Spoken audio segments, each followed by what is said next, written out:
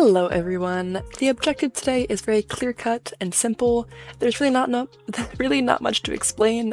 It's just yap time. And that's about it. So without any further ado, let's get straight into it. I feel like that very well might be my record for like fastest intro ever. But yeah, I mean, there's really is nothing to explain. I just feel like it's been a while since I've done a kind of video style where I just sit and yap. I mean, like my last few have included yapping of sorts, but yapping wasn't the main focus, you know, there was other things going on and there was like a specific purpose to the video. This video has no purpose except for me to go on a little bit of a yapathon. I would say that I wouldn't expect this video to be that long, but quite frankly, once I get yapping, it is difficult to stop that momentum. I'm realizing now that I don't know if I've even ever done this race ever since the Hollow has been updated. I've always hated this race, like even before the area got updated, so I literally never do it, even though my home stable— oh, there's a wisp, I'm not going after it. Even though my home stable is in Valedale, I don't do this race. Whenever I train, I start my training route at Steve's. Which is a little silly, I feel, because especially now that Valedale Lake has the extra race, I feel like it would make more sense to just start here. I mean, whatever. I'm gonna do whatever I'm gonna do, I guess. But I figured for a nice change of pace, I might as well just start at my home stable. I'm also trying to conserve everything. I know the Summer Days update is coming eventually, I think. I mean, correct me if I'm wrong, but I'm pretty sure that like in a month or maybe like a month and a half it'll be coming. I don't know, I haven't been around over the summertime. For a while, my only exposure to Star Stable was like my 2-week Star Stable phase. Except it wasn't even 2 weeks. Like I'd play Star Stable for like an hour and then get tired of it and log right back off. But then last, like, I want to say November or December, I just got like the Star Stable bug and I have yet to shake it. And now I'm making YouTube videos. So I kind of entrenched myself in this now. I don't know, it's interesting how things change. Especially like when I think about how I perceived the Dutch Warmbloods, I want to say when they first came out, because I don't think I was actively playing Star Stable when they first came out. Maybe I was. But like when I first encountered them, I hated these horses. I despised them. And now I own 3. So really, I mean, anything is possible. And I do genuinely like them. It's not like I impulsively bought a bunch and now I hate them. Like I do really like them. And I'm glad that I do because the coats are really pretty. Like this is such a gorgeous coat color. And I'm glad that I have come around to liking the model. I think what really did it in that regard was the invite a friend thing, because after I completed the invite a friend thing, I obviously got the reward at the time, which was the buckskin Dutch Warmblood, and I kind of intentionally did that because, okay, now I get to like experience a Dutch Warmblood without actually having to pay for it, except I guess in like time. When I got that horse, I ended up really liking it, and then when I joined a dressage club with, you know, a Dutch Warmblood being the horse of choice, and I put the horse in like its intended context, I think that really reframed how I perceived it, because I forget who it was, I think it was Amelia Dreambell who mentioned that like putting a horse in context on Star Stable is the best thing you can do for it, and it's in some ways kind of a disservice to the model to, you know, not do that when formulating criticisms on it. I mean, obviously these horses can stand on their own, they're horses. It's not like it's like, I don't know, something that can't exist outside of the context for which it is most intended. But I do think there's a lot of truth in that. Like these horses that are specifically built for dressage or like intended to be ridden in a dressage context, when you put them in that context, like they really shine. Or when you put one of the Western breeds in Western tack, and obviously you can do whatever you want and all of these horses can be put in any discipline, but I don't know, I feel like if you're on the fence about something, I feel like that little bit can often be like enough to change your mind, or at least for me. I'm not gonna pretend like this is a universal thing, but In terms of channel happenings, I don't really have a smooth segue to get from one topic to the other, but it is kind of something that I wanted to touch about, like for realsies and not just in like post format or comments or whatever. This is a very ambitious time for me, I would say. I have a lot of academic projects that I'm working on, you know, like intellectual things. Kidding, it's not that intellectual. I have a lot of personal projects that I'm pursuing, you know, outside of YouTube, and then obviously I have the content creation things that I have going on. So it's a very complicated, complex point in my life, I would say. But I'm really excited about all of it. I currently have a couple kind of bigger projects that I'm working on in regards to YouTube specifically, and I've mentioned both of them. Obviously, I have the realistic roleplay series that I'm working on in the background, Butterfly Wings. That one I think is the trickiest to get down because I have to be really careful about when I film it. Sometimes okay, I don't have a high-end PC, I would say, but it's fine. Like, it's not, I wouldn't call it a low-end PC either. So sometimes everything is perfectly fine and runs perfectly smoothly, and other times it is an absolute lag nightmare and I have like 15 FPS and I have no idea what causes it. So whenever I'm recording something like Butterfly Wings where I'm having to like use oh my gosh, where I'm using ReShade and I have, you know, a cam account and I'm doing all these things and blah, blah, blah. There are two things that I try to do to kind of reduce the likelihood of lag or frame rate drops and things like that. I try to move servers to a less active server. I'm on Hazy, I'm not on Nightstar, so obviously that's working in my favor, but Hazy certain times of day and like certain points in the week gets insanely busy and there's like chaos everywhere. So I mean, obviously it cannot hold a candle to Nightstar because let's be real, I don't think any server can really hold a candle to Nightstar's just absolute insanity all the time. I totally lost my train of thought. What the freak?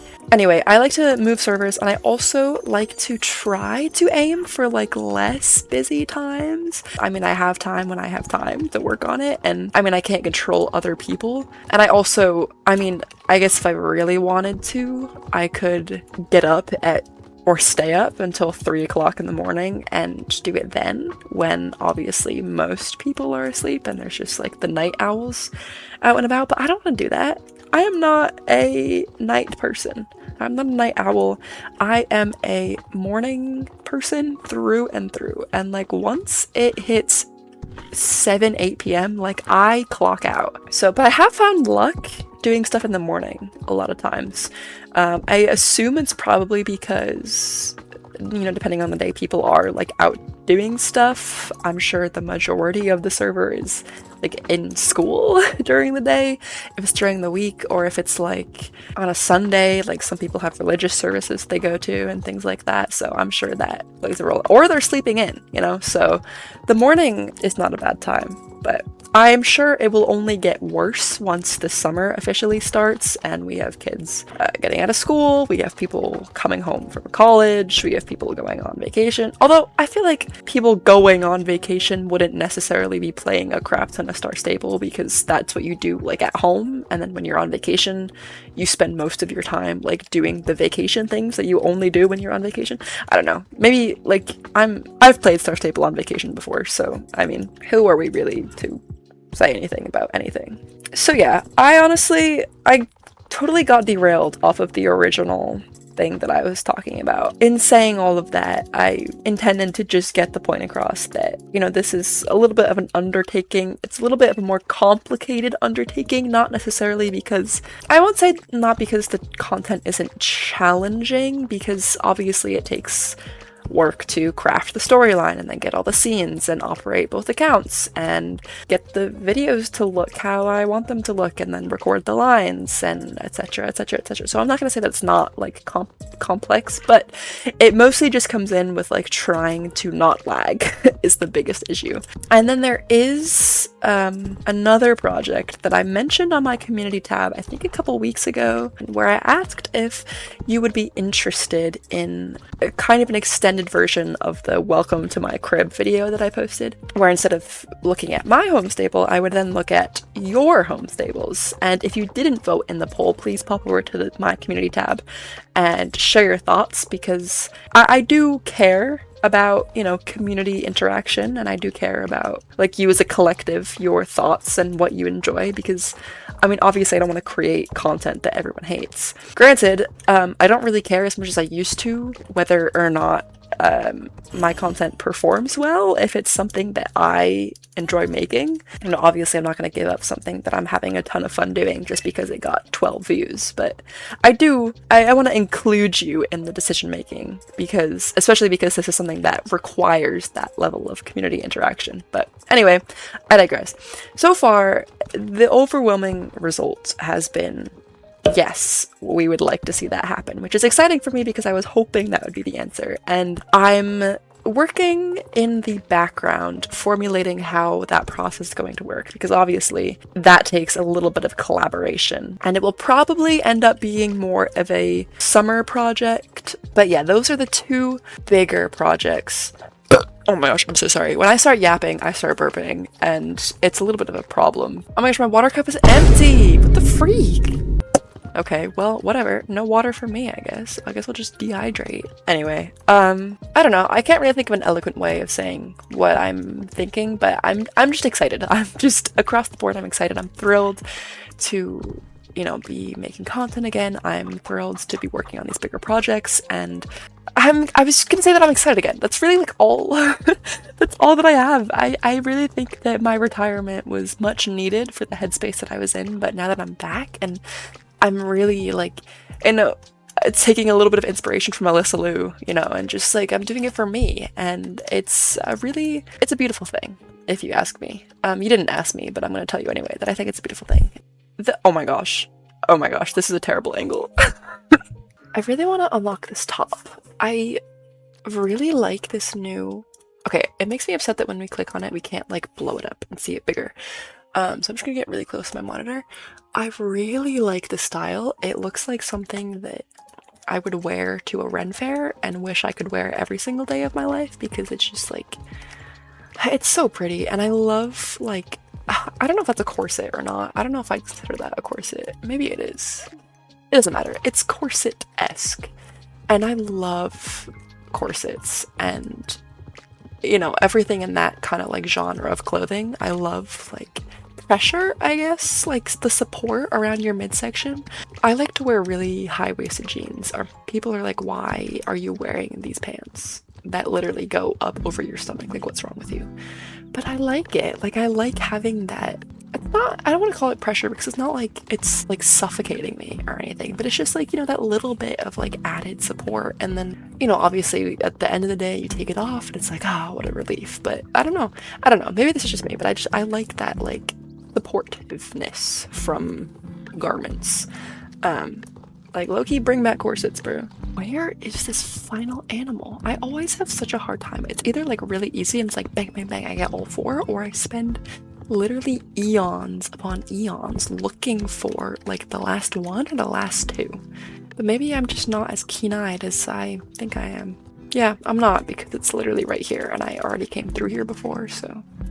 Alright, when it comes to like bigger running pets, I always wonder like how Star Stable would solve the logistical issue of the fact that like they have to be able to fit in your saddlebag. I know with like something like the bouncy horse, they literally just shrank it and made it microscopic in here and then normal sized when it's like running alongside you, but I don't really like that. Like, I would love like a little Labrador puppy or something like that, but you know, I don't know how you would deal with a big dog breed, because obviously they're not going to fit in this little bag. But if you shrink them, like, you're kind of losing the essence of that breed, unless of course you made it a puppy. Like I said, I called it a puppy and that was an accident, but maybe that would be the solution. Just make it a puppy and then it can be small.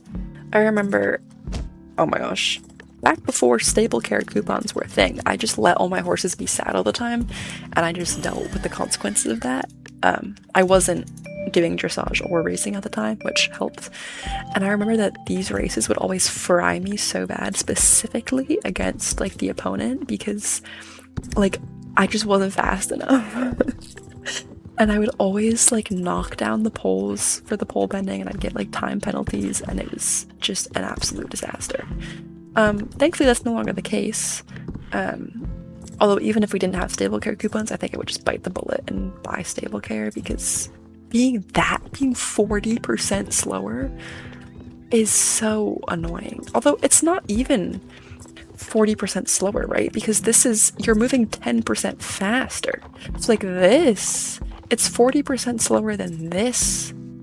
But what's it then compared to this? I'm not a stats person. I'm like actually abysmal at like statistics and percentages and everything like that, so I'm not really sure what the math works out to be there, but I'm pretty sure it's greater than 40%, which is insane. I really do love this coat. As shocking, flabbergasting as it was that, you know, the bazaar came, and as devastating as it was for my star coin balance, I am really, really happy with all of the purchases that I made there. I love them a lot, and it's honestly, it's not very often that I'll buy like multiple horses within a short span of each other and actually like all of them. Like maybe I just have better decision-making skills now, but like usually purchases like that I end up regretting afterwards and I have buyer's remorse and everything. But with this batch, like honestly, I'm just happy. Like Irony, Ampere, Moose, and Buttercup, like they're all just so cute. And then of course I have Evermore, who I bought after that, but not that long after. I want to say it was a couple weeks, maybe like 2 weeks. And they're all just like, I love them so much. Oh my gosh. So I don't know what the change is. I don't know where this like lack of buyer's remorse comes from, but I mean, it probably just comes down to like better self-control. You know, the frontal lobe development does wonders. Why am I opening my friends list? I feel like I should clean out my friends list, because such a massive portion of my friends list is composed of people who have not played Star Stable in years. And, you know, some of them are people that haven't played Star Stable since like 2018, 2019. But I also like, it just doesn't feel right. Like these people, most of them were like people I was really, really close with. People I considered like my Star Stable best friends. So it feels like so cruel to then be like, yep, nope, you're out. It's like, what if they miraculously decide to pick up Star Stable again after like 7 years of not playing it? Then obviously I want to be there for that moment. Granted, I don't think I'm still on the server that most of those people would end up being on, so it's kind of redundant. But if you see this video and you're someone that was friends with me 7 to 9 years ago, comment down below, say hi, because you guys were the greatest. It's so like crazy to me though to think about like how many close friends I've had on Star Stable over the years, and just like how many people so significantly impacted me and then just left my life for good. I mean, obviously all people in a sense do that, you know, they enter your life for a certain amount of time and then they leave. But with this, like with online friendships especially, I feel like it has this extra ability for people to literally just disappear off the face of the earth from your perspective, you know, and you just have no way of ever knowing what happened to them. You know, sometimes it's tragedy, like something bad happens to them. Sometimes it's literally just like they just stop playing whatever game it was, or they stop logging into whatever account that it was that they were using to communicate with you. And I don't know, it's just like mind-boggling to think about to me. And, you know, all these different iterations of friends that I've had, you know, there was me when I was like first starting out, and there were these 2 players that I remember I was like, we did everything together, and I am afraid that I don't actually remember quite what their Star Stable names were, but I'm pretty sure their nicknames were Little and Ruby, I think. I mostly remember that one of them would always be riding the halflinger. And then, you know, I joined a club that was like an actual legit club for the first time, not just like some random club I made myself and then nobody joined. And, you know, I met an amazing group of people there, and it was kind of there that I got introduced to like making Star Stable videos. You know, one of the owner of that club made videos for a while, and then they disappeared off the face of the earth. A lot of the older players in that club disappeared off the face of the earth. Because I think they were older than me at the time. I don't know how old, but you know, I'm sure they have wonderful adult lives now, or at least I'm hoping that that's the case. And then, you know, the Wild Frogs era, and then everything that came after that, and now the people that I'm friends with now, and it's just like, it's so crazy. I mean, it's been 9 years, so I guess not that surprising, but it's just like, it really touches my heart to think about all of these people that were just like, we were just ships passing in the night, you know? It was just a very fleeting glimpse of these other people's lives that have since ceased to, you know, be present in my life, but not for a lack of impact. I mean, I totally think that much of who I am today has been shaped by my interactions with these people that like, that I didn't even really know, you know, like ask me their birthday, their age, their first name, like I couldn't tell you any of that information, and yet they've so profoundly impacted me. And I don't know, I have a lot of mail saved in my inbox on Star Stable from, you know, old friends, and I wish that I'd kept more from like older times. But I know that when I was a club owner, I obviously had to keep my mail pretty clean and organized so that people could mail me as needed about the many things that I received mail about. You know, I'm sure anyone who's ever owned a club understands. Oh, actually, that person reminds me. I want to look at the new hairstyles. I think they're at the, oh my gosh, I'm hitting offenses, at the medieval camp. I believe, if I read the news correctly, I believe they added new colors to the hairstyles, and I don't think I'm going to switch because I am particularly fond of my just plain brunette hair. Anyway, I am curious, so I want to take a look-see. Okay, maybe we don't have new colors. Is that coming next week? Is that something that I read in like Up and Coming? Why can I not have like a view straight from the back? You're so annoying. Now I've embarrassed myself, so maybe I'll just go get a snack instead. Maybe that's enough for today. Thank you all so much for watching, and I will see you next time. Bye bye!